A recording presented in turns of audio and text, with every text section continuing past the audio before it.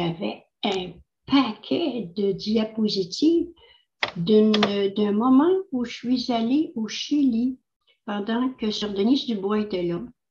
Et quand elle a fait la transition entre le Chili et le Honduras, elle est venue sur la rue Cartier où je demeurais, alors avec Gisèle de Roy.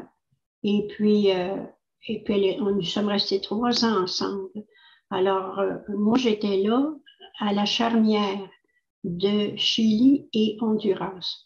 Alors, j'ai vécu avec elle triste, son triste passage d'un endroit à l'autre, ces sacrifices déchirants qu'elle a dû faire pour ne pas retourner au Chili.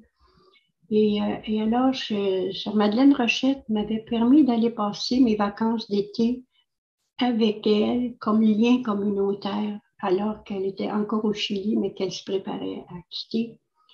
Et ça a été marquant pour moi parce que c'était sous le régime de Pinochet. Alors, toute l'espèce de clandestinité, il fallait s'initier à la clandestinité et faire emmagasiner bien des choses en mémoire pour ne pas avoir de papier, de traces et de tout. Alors, j'ai connu ce régime. Je suis très contente d'avoir eu cette expérience-là parce que, d'abord, la précarité des lieux. Je vous dis, j'ai été mangée par les puces, j'ai eu faim, j'ai eu froid.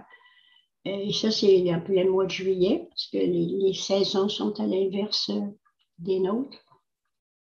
Alors, j'ai connu ce que c'était la vie. Et Denise Dubois n'en parlait pas beaucoup parce que c'était une vie assez rude. Puis je pense qu'elle ne voulait pas décourager les gens, mais c'était risqué. Denise était une grande communicatrice. Alors, elle était dans la sauce. Elle a donné ses épaules pour franchir les murs d'ambassade. Et tout ça, elle a été héroïque. Moi, j'ai côtoyé ce monde-là. Il y avait une compagne de Denise qui était une Dominicaine et qui a été attaquée aussi par des guérilleros. Et elle a été héroïque. Elle a vraiment été héroïque.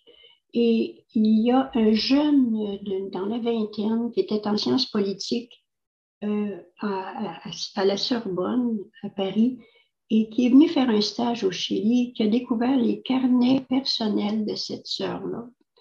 Et moi, je l'avais connue. Et j'étais même allée parler à sa supérieure générale. Et pour dire l'héroïsme de ces gens-là. Et j'ai conservé ces choses-là et j'ai aidé ce jeune à retracer l'ami de cette sœur-là qui était dans un cloître en France. Et ce jeune-là a fait un documentaire au nom de tous mes frères. Et alors, je me suis demandé, et je leur ai posé la question, pourquoi les sœurs n'étaient pas là, au nom de toutes mes sœurs aussi. C'est parce que c'était vraiment en ce temps-là, c'est au nom de tous mes frères, j'étais les frères chiliens. Je crois que c'est la dernière phrase qu'elle a écrite dans ses carnets intimes.